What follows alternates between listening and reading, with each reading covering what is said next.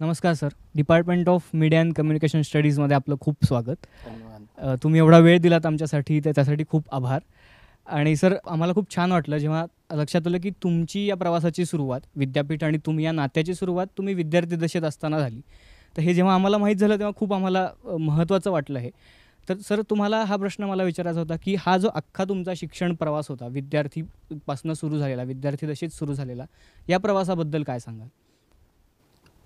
नमस्कार. सर्वप्रथम मी सगळ्यांचे आभार मानतो की अशा प्रकारचे प्रश्न आणि अशा प्रकारची मुलाखत माझ्यामध्ये पहिल्यांदाच होती आहे. आणि मास मीडिया कम्युनिकेशन असेल किंवा MMRC असेल यांच्या माध्यमातून आणि दर महिन्याला एक कुलगुरूंचं मनोगत म्हणून मी देत असतो. विद्यापीठात ज्या काही चांगल्या घटना होतात त्या समाज माध्यमापर्यंत पोचवण्याच्या दृष्टीनं पण हा प्रयत्न करत असतो. हा अत्यंत चांगला प्रश्न, कारण मला थोडंसं नॉस्टॅल्जिक झालं. हा प्रश्न 1982 साली विद्यार्थी म्हणून इथे मी आलो आणि येताना मागच्या मागे माझी जी पार्श्वभूमी होती ती थोडीशी ग्रामीण पार्श्वभूमी होती. कोल्हापूरसारख्या शहरामध्ये मी शिकून आलो आणि इथे पुण्यात आल्यानंतर नॉर्मली जे खेड्यातनं किंवा थोडीशी ह्या बॅकग्राऊंडने येणाऱ्या माणसाचं जे होतं बावरणं म्हणतात त्याला, तसं मी बावरला होतो.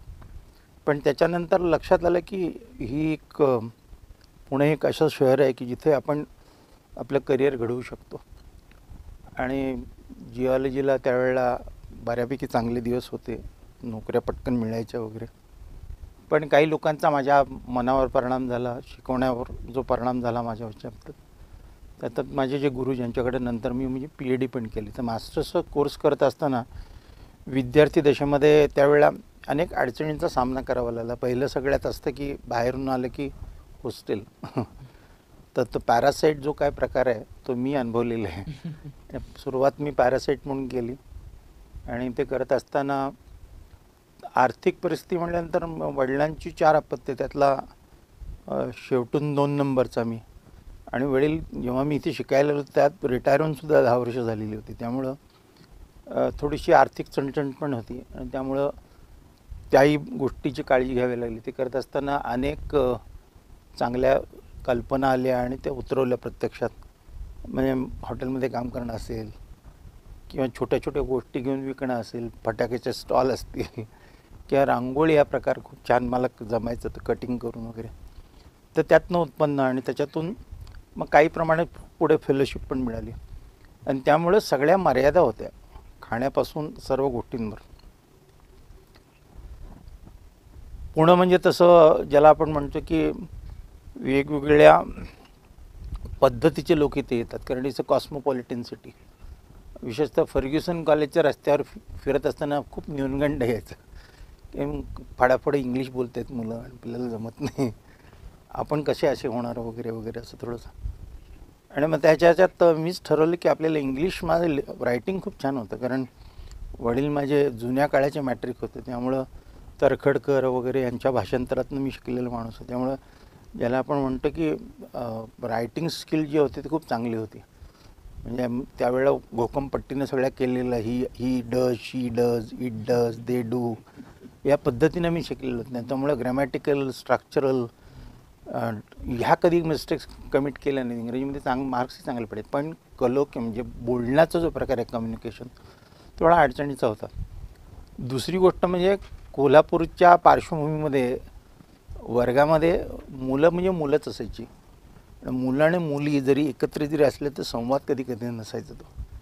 तो एक पगडा इथे बघायला मिळाला आणि त्यामुळे थोडासा ओपननेस पण आला. मग त्यावेळेला काही गोष्टी केल्या. इंग्रजी जर आपल्याला सुधारायचं असेल तर माझा रूम पार्टनर हा इंग्रजी बोलणाराच असला पाहिजे. मग तो तामिळ वगैरे न घेता मी केनियन घेतला. आणि मग सकाळपासून जी सुरुवात व्हायची की काही जे बोला मोडक्यात तोडक्यात पण इंग्लिशमध्येच बोललं पाहिजे.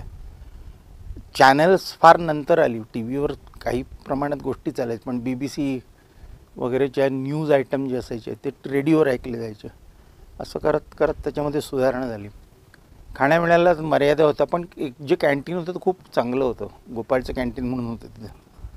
तर रविवारी फीस असायची आणि मग एक वेळचं जेवण. मग त्यावेळेला क्वालिटीपेक्षा क्वांटिटी खूप महत्त्वाची, कारण शरीर चांगलं हट्टघट्ट होतं. त्यामुळे त्याला तेवढा खुराकही लागायचा. त्यामुळे आपल्याला जसं जास्त मिळतं तसं जायचं तिथं. आणि मग या विद्यार्थ्यांच्या अनेक प्रश्न समस्या त्यावेळेला मी स्वतः सोसल्या आणि इतरांची पाहत होतो. नंतर मग शिक्षकी पेशामध्ये जेव्हा आलं, PhD झाली. PhD लवकर झाली माझी. विद्यापीठात नॉर्मली PhDला आलं की 7-8 वर्षाचा साधारणपणे मुक्काम असतो. तो मी 3.5 वर्षामध्ये सबमिट केली. 3च वर्षात सबमिट केली. आणि मग त्यानंतर खरी समस्या निर्माण झाली की PhD तर सबमिट केली आहे, नोकरी तर नाही आहे. आणि मग उलटा प्रवास सुरू झाला की नॉर्मली लोक PhDसाठी JRF करतात. त्यावेळेला डेक्कन कॉलेजला एक JRF फेलोशिप होती. मी त्यांना म्हटलं मी PhD झालेलो आहे ऑलरेडी. ते म्हणाले नाही, तुझ्यासारख्या माणसाची मला गरज आहे. आणि मग मी तिथे JRF म्हणून जॉईन झालो. आणि मग त्या काळात साधारणपणे 11 महिन्यानंतर मला पहिली जी अपॉइंटमेंट मिळाली ती 6 महिन्याची इथे मिळाली. त्याचं कारण म्हणजे ज्यांच्याकडे मी PhD केली ते गोव्याचे होते आणि गोवा विद्यापीठ सुरू झालं होतं. त्यामुळे ते गोव्याला गेले. म्हणजे माझ्या सरांनी माझ्यासाठी सगळ्या गोष्टी केल्या. मला PhD दिली आणि नोकरीचीही सोय केली. पण मग पुढचा जो प्रवास आहे तो थोडासा खडतर आहे. ज्या सामाजिक आपल्या गोष्टी येतात, काही टेक्निकल होत्या, काही सामाजिक होत्या. ह्याच्यातून ती जी पोस्ट होती ती अनफॉर्च्युनेटली ओपनच्या रिझर्वेशनला गेली. आणि मग 17-18 वर्षाचा पुढचा जो काळ आहे तो 18 वर्ष साधारणपणे मी कॉन्ट्रॅक्ट बेसिसवर काम केलं इथे. दरवर्षी साधारणपणे इंटरव्ह्यू वगैरे मग तो असं. आणि 2005ला प्रोफेसरची पोस्ट पण आली आणि लेक्चरची पण पोस्ट आली. मग मी आय वॉज इन डायलेमा की इकडं करायचं की तिकडं. म्हटलं 18 वर्ष तर लेक्चरशिप केली आहे, पण आपल्याला परमनंट जॉब लागतो. म्हणून मी म्हटलं दोन्हीकडे करू. आणि मी प्रोफेसरला सिलेक्ट झालो. आणि त्याच्यानंतर पण एक गोष्ट होती की त्या 15, 16, 17, 18 वर्षामध्ये की सातत्यानं एक टांगती तलवार डोक्यावर असायची की आपण if I don't perform I will perish. आणि त्यामुळं सातत्यानं चांगलं काम करणं, पेपर चांगले लिहिणं, रिसर्चच्या बाबतीत मोठ्या प्रमाणात त्यावेळेला कॉन्सन्ट्रेशन केलेलं होतं. अनेक प्रोजेक्ट मी त्यावेळेला केले.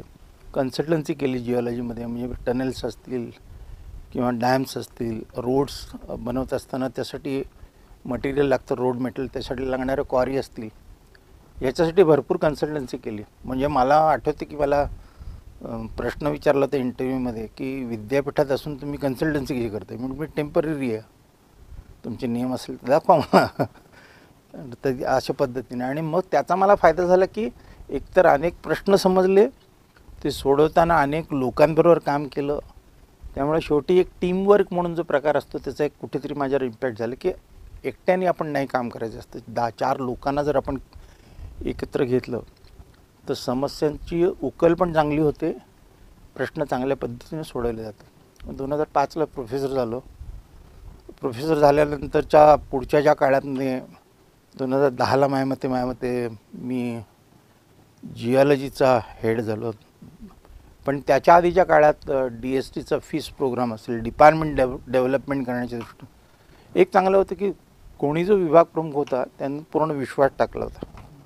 आणि त्यामुळं मी एलिजिबल आहे की न बघता माझा ही जी बॅकग्राऊंड आहे ती जास्त विचारात घेतली होती. त्यामुळं फीससारखा प्रोग्राम असेल, सॅपसारखा प्रोग्राम असेल, UGCचा भरपूर फंड्स आणले डिपार्टमेंटला.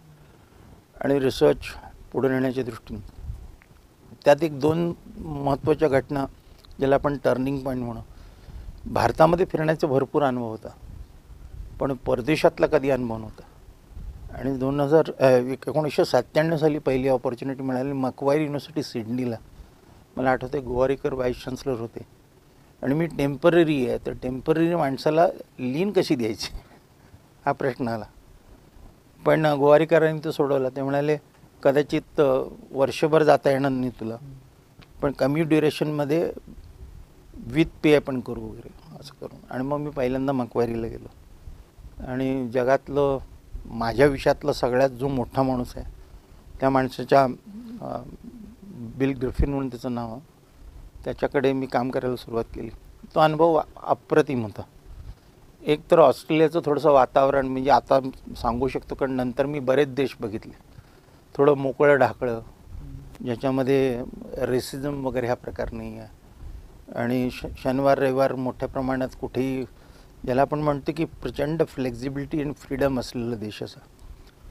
आणि तिथली इन्स्ट्रुमेंटेशन जे होतं त्याचा मोठा परिणाम झाला. आणि ती मला स्वप्न होती की हे मला आपल्या भारतात आणता येईल का वगैरे अमुक तो.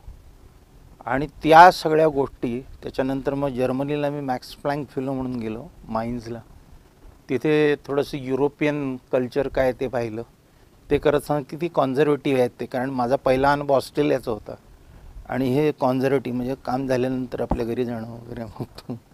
पण फॅमिली सिस्टीममध्ये विश्वास ठेवणारी माणसं, फार अबोल, कम्युनिकेशन कमी असं, मुळात जर्मनमध्ये जास्त बोलणं अशा.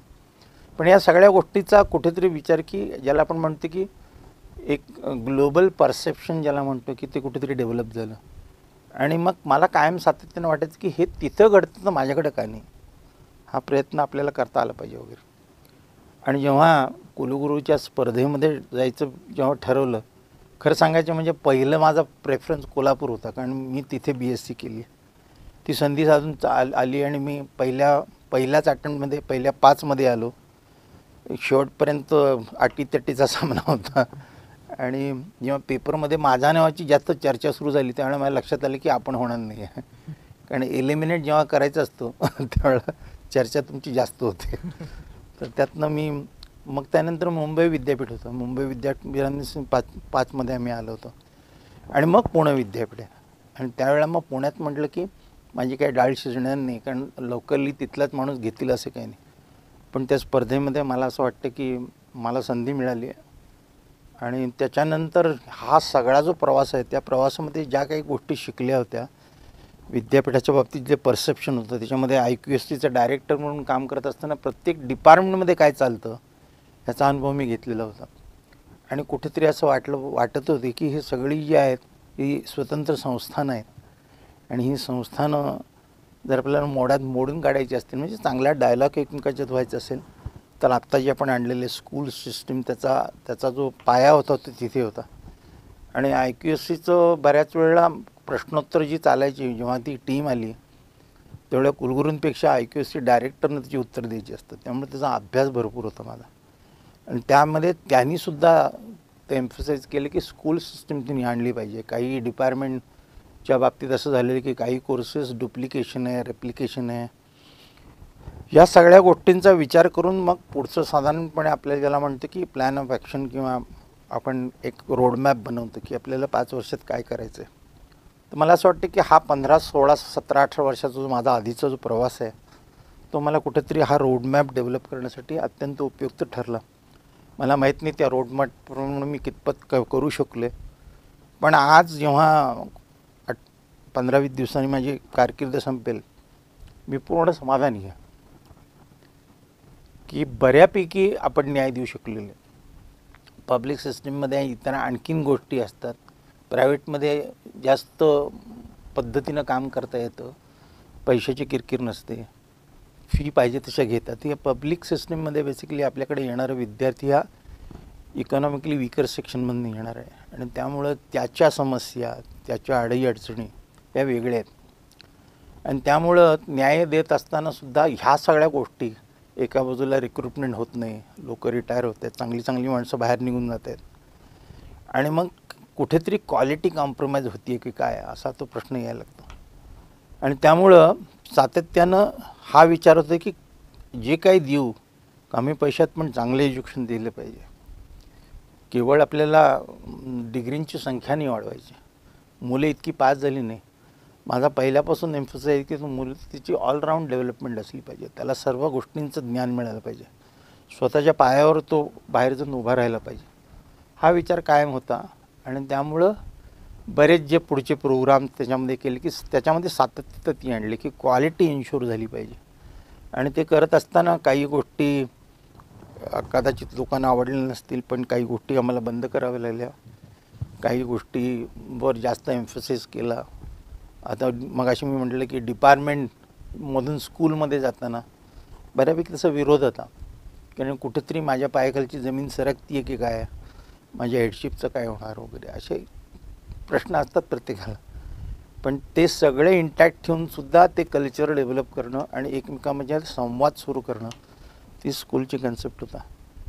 एका बाजूला माणसं कमी होत्या त्यावेळेला optimal utilisation of human resources, माझ्याकडे जेवढी माणसं आहेत तेवढीच आहेत, त्यांचाच मला उपयोग करून घ्यायचा आहे. आणि त्यामुळं हॉरिझॉन्टल मोबिलिटी शिक्षकांची सुरू झाली किंवा विद्यार्थ्यांची पण. मला असं वाटतं की जो प्रवास आहे त्या प्रवासामध्ये सगळी ती बीजं राहिलेली आहेत की जे नवीन काय करू शकलं त्याची सुरुवात कुठेतरी तिथे होती. सर, या काळामध्ये नवीन अभ्यासक्रमांची निर्मिती झाली, नवीन केंद्रांची निर्मिती झाली. मग त्यामध्ये MSc programming urban water and sanitation असेल किंवा MSc फिजिक्स अँड ॲस्ट्रोफिजिक्स असेल किंवा BA लिबरल आर्ट्स सारखे महत्त्वाचे डिपार्टमेंट असतील किंवा मास्टर इन बायोमेडिकल इंजिनिअरिंग किंवा मेडिकल इन्स्ट्रुमेंटेशन, हे महत्त्वाचे जे डिपार्टमेंट सुरू झाले, विभाग सुरू झाले, अभ्यासक्रम सुरू झाले, त्याबद्दल खरं तर खूप अभिनंदन. पण या सगळ्यामागे नक्की प्रेरणा कुठून नक्की आहे, सगळ्याची प्रेरणा कुठे आहे किंवा ही संकल्पना कुठून सुचली? लिबरल एज्युकेशन माझ्या मते पब्लिक स्टेट युनिव्हर्सिटीमध्ये आपले एकमेव विद्यापीठ आहे की जे अशा प्रकारच्या कोर्सने सुरू केली. प्रायव्हेट ज्या युनिव्हर्सिटी आहे ज्याच्यामध्ये अशोका असेल, फ्लेम असेल किंवा सिम्बायोसिस असेल, याची मागची संकल्पना ही होती की मुलाला आपण सगळं देतोय. म्हणजे आपण बऱ्याच वेळा काय होतं की आपल्या चौकटीबद्ध शिक्षण चालतं, म्हणजे एकाच विषयाचं सातत्यानं ती गोष्ट दिली जाते. आपण लिबरल आर्ट्समध्ये बऱ्याच गोष्टी, परफॉर्मिंग आर्ट्स आहे, त्याच्यामध्ये अँथ्रोपॉलॉजी, त्याच्यामध्ये आर्किओलॉजी आहे, त्याच्यामध्ये हिस्ट्री आहे, त्याच्यामध्ये सायन्सच्या काही गोष्टी आणलेल्या आहेत. आणि मग त्याच्यामध्ये 2 वर्ष ते काम करेल आणि मग नंतर त्याला त्याची आवड कळेल की मला काय जास्त चांगलं जमतं, त्याच्यामध्ये तो स्पेशलायझेशन करेल. आता ही संकल्पना तशी बघायला तर ते लिबरल आर्ट्स कुठेतरी अमेरिकेतून आलं वगैरे चुकीचं आहे ते. का आपण भारत देशामध्ये आपलं जर मागे जर डोकावून बघितलं तर साधारणपणे नालंदा विद्यापीठ असेल, तक्षशिला असेल, तक्षशिला असेल, ही जी केंद्र होती शिक्षणाची, तिथे अशाच प्रकारच्या गुरुकुल पद्धतीने शिक्षण चालायचं, ज्याच्यामध्ये तो आर्चरी पण शिकतोय, ज्याच्यामध्ये तो घोडसवारी पण शिकतोय, त्याच्यामध्ये वेदा पण आहेत, त्याच्यामध्ये कम्युनिकेशन स्किल्स, म्हणजे प्रोफेशनल, व्होकेशनल, टेक्निकल आणि परफॉर्मिंग आर्ट्स किंवा लिंग्विस्टिक या सगळ्या गोष्टीचं साधारणपणे त्याला दिलं जायचं. आणि त्याच्यामध्ये मग ज्याच्यामध्ये त्याला गती आहे त्याच्यामध्ये तो स्पेशलायझेशन करायचं. तर हे इकडून तिकडे गेलेलं आहे, फक्त ते मार्केटिंग म्हणून पुन्हा परत आपल्याकडे आहे. तर ती एक संकल्पना. म्हणजे मला परदेशात असताना आठवतं की एका विद्यार्थ्याशी बोलताना तो उत्कृष्ट गिटार वाजवायचा आणि त्याने इंजिनिअरिंगला ऍडमिशन घेतलं, रादर इंजिनिअरिंग कॉलेजला ऍडमिशन घेतलं. तिथे कन्सेप्ट आहे की कॉलेजला ऍडमिशन घेतलं, तो कोर्सला नाही ठरवत.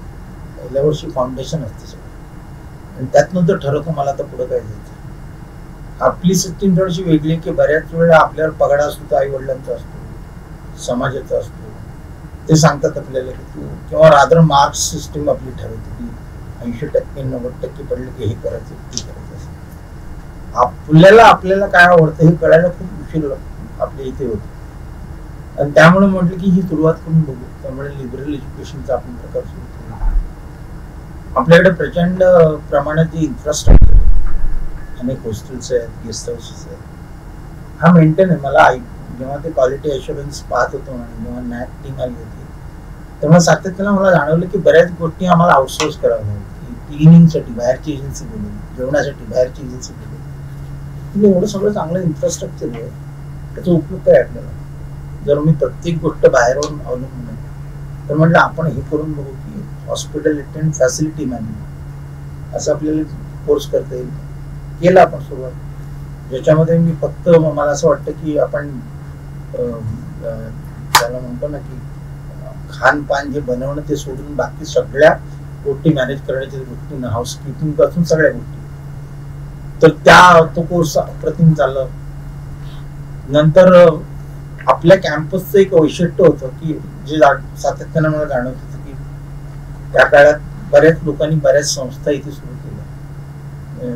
विजय भटकर असतील, त्यांच्या माध्यमातून सीडॅक सुरू झाली, नंतर नारळीकरांच्या माध्यमातून आयुका सुरू झालं होतं त्या काळामध्ये. नंतर आलेल्या 2 गोष्टींमध्ये NCCS आहे, GMRT आहे. गोविंद स्वरूप म्हणून होते, त्यांनी GMRT ची सुरुवात केली. पण कुठेतरी त्यांच्याशी आमचा संबंध काही नव्हता. एक कॅम्पसवर ज्याला असं म्हणतो की मालक आणि भाडेकरू पद्धतीने आम्ही वावरत होतो. म्हटलं अरे एवढ्या चांगल्या संस्था आहे, चांगल्या प्रकारचं रिसर्च तिथं होतं, त्यांच्याशी कनेक्ट का नाही व्हायचं आपण. म्हणून मी कन्सोर्शियम तयार केलं. मी पहिल्या आल्यानंतर माझ्या डोक्यात होती की सगळ्यांची आपण चर्चा करू. त्यांना ते आवडलं, आणि भिंती तोडल्या, दरवाजे उघडे केले, मनाची कवाड उघडी झाली, आणि मग त्यातनं या संकल्पना आल्या. आता आयुकाच्या बाबतीत सांगायचं झालं तर ॲस्ट्रोफिजिक्स आणि ॲस्ट्रॉनॉमीमध्ये काम करतात.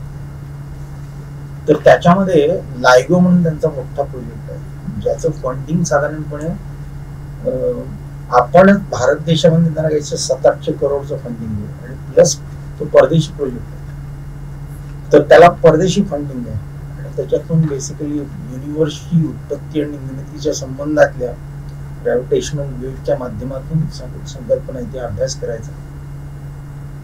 त्याला मोठा ह्युमन रिसोर्स लागणार आहे, आणणार आहेत कुठून. म्हटलं मग आपण फिजिक्स आणि ॲस्ट्रोफिजिक्स मास्टर्स कोर्स एकत्र सुरू करू, आणि नॅशनल लेवलला कॉम्पिटिशन म्हणून मला येतात. आणि आपण म्हटलं की लिमिटमध्ये आपल्याला फार मोठा पसारा नाही वाटत.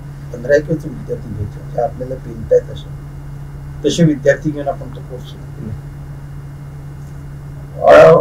मध्यंतरीच्या 2003 पर्यंत, कारण मी विद्यार्थी दशेपासून पाहतो की विद्यापीठाच्या अंतर्गत मेडिकल कॉलेज पण असायचं, इंजिनिअरिंग कॉलेज पण असायचं, आणि त्यामुळे खऱ्या प्रकारचा मल्टी डिसिप्लिनरी ज्याला असं म्हणतो की ट्रान्स डिसिप्लिनरी अशा प्रकारचा रिसर्च त्या काळात चालायचा.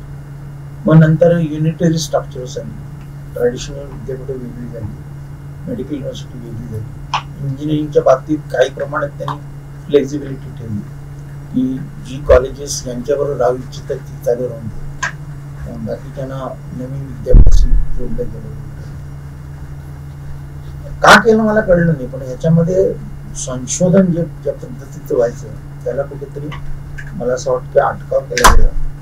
आपल्या चांगल्या ज्या संशोधनाच्या संधी होत्या त्या कुठेतरी कमी व्हायला, आणि त्यामुळं मी जिओलॉजी आणि दगडात काम केलं आयुष्य, पण बायोलॉजी ह्याच्यामध्ये मनुष्य निर्मितीपासून इतर अनेक गोष्टी, आज आपण जेनॉमिक्स इंजिनिअरिंग, जेनॉम्स, अनेक गोष्टीमध्ये लोक काम करतात, बायोमेडिकल इंजिनिअरिंग, बायोमेडिकल इन्स्ट्रुमेंटेशन वगैरे. मला सातत्यानं वाटायचं की अरे ह्या गोष्टी घडल्या पाहिजेत तिथे, आणि मग यातनं मग उत्कृष्ट विद्यापीठ कुठलं असू शकतं. मग ड्रेक्स्टर युनिव्हर्सिटी जे प्रायव्हेट आहे अमेरिकेमध्ये, त्यांच्याशी आपण संधान साधलं, आणि त्याच्यामधला हा पहिल्यांदा आपण सुरू करतो बायोमेडिकल इन्स्ट्रुमेंटेशन. मुळामध्ये कोविडनं खूप गोष्टी शिकवल्या. कोविडच्या काळामध्ये आपली संपूर्ण रचना किंवा संपूर्ण जी गोष्ट होती, ज्याला आपण म्हणतो की हेल्थ सिस्टीम जी आपली होती ती व्हलनरेबल होती. की आपण पाहिलं ऑक्सिजनची कमतरता, व्हेंटिलेटर्सची कमतरता, व्हेंटिलेटर नाही, आणि सगळा तो ब्लाइंड प्रोब सुरू होता. आणि त्यावेळेला एक मला अनुभव आला, म्हणजे मी एक विद्यार्थ्यांमध्ये एक मेसेज करून की आपल्याला व्हेंटिलेटर बनवायचं आहे. पण तुम्हाला सगळ्यांना माहिती की टाळेबंदी झाली, परदेशामधनं काही येण्याचं बंद झालं, विमानं इकडे तिकडे जायचे बंद झाले, त्यामुळे इम्पोर्ट करतो, या गोष्टी सगळ्या बंद झाल्या. त्यामुळे व्हेंटिलेटर त्यावेळेला टीव्हीवर न्यूज झाली अशी की साधारणपणे भारतामध्ये आता एक प्रायव्हेट किंवा या सगळ्या पूर्ण लाखाच्या आसपास व्हेंटिलेटर्स आहेत. आपल्याकडे इथे एक डिपार्टमेंट आहे सिम्युलेशन अँड मॉडेलिंग मधलं.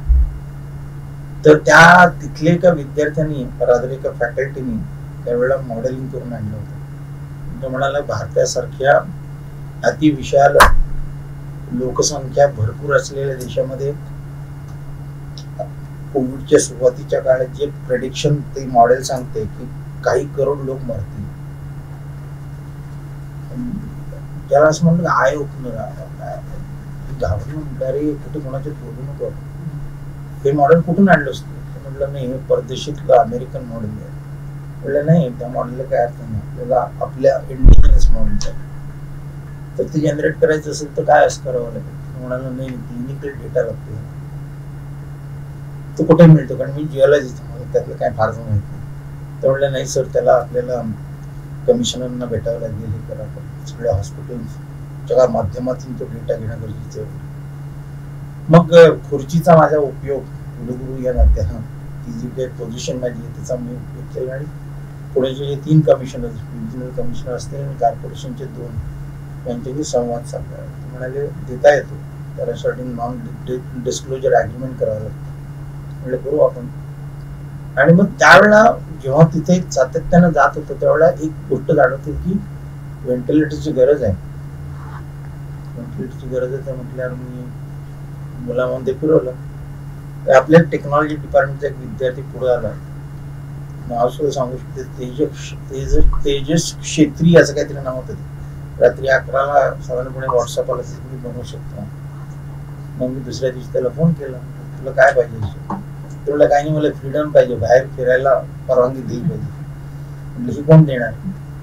त्यामुळे पोलीस कमिशनरकडे जावं. मग त्यावेळेला डॉक्टर व्यंकटेश म्हणून आपले पोलीस कमिशनर, त्यांना मी फोन लावला आणि मग त्यांना ती संकल्पना सांगितली. म्हणाले देऊ परमिशन, पण काही वेळेला तुम्हाला त्यांच्याबरोबर फिरावं लागेल. ठीक आहे, मी एस्कॉर्ट करेन त्यांना. त्यावेळेला मेडिकल सिस्टीम फार जवळला मिळते. मी आपलं जे हॉस्पिटल आहे ते रोज जाऊन बसायचो. कारण जेव्हा खरंच त्यांना व्हेंटिलेटर बनवला त्या एक गोष्ट मल्टीडिसिप्लिनी काय असतं कळलं की नुसतं मेकॅनिकल असेंब्ली नाही आहे, त्याच्यामध्ये इतर गोष्टी आहेत. ती जी हवा आहे ती किती प्रेशरने गेली पाहिजे, त्याचं व्हॉल्यूम काय असलं पाहिजे, त्याचं मॉनिटरिंग कसं असलं पाहिजे, त्यामुळे डॉक्टर तिथे असले पाहिजे. त्यामुळे त्यावेळेला ती संपूर्ण जाणीव झाली की आपण कुठे मार खातो. विद्यापीठामध्ये या गोष्टी घडू शकतात प्रोव्हाइडेड की खरंच आपण तो मल्टीडिसिप्लिनरी अप्रोच आणला. तर त्यावेळेला माझ्याकडे फॉर्च्युनेटली नंतरच्या काळात मेडिकल युनिव्हर्सिटीचा सुद्धा ॲडिशनल चार्ज होता आणि त्यामुळे मग ते आणखीन मला जास्त जाणवायला लागलं. आणि त्याच्यानंतर मग मोलेक्युलर डायग्नोस्टिक सेंटर असेल त्याच्या माध्यमातून काही courses, certificates, biomedical engineering, biomedical इन्स्ट्रुमेंटेशनचा कोर्स. आणखीन एक महत्त्वाचं म्हणजे ते BSc ब्लेंडेड जो आपण कन्सेप्ट आणला त्यावेळेला मेलबर्न युनिव्हर्सिटीनं हा कोर्स सुरुवातीला, त्यावेळेला मी IQACचा डायरेक्टर होतो. त्यावेळेला बायोलॉजीमध्ये ते कोर्स आपल्या समोर जे गेटच्या समोर मॉडर्न कॉलेज आहे तिथे चालायचं.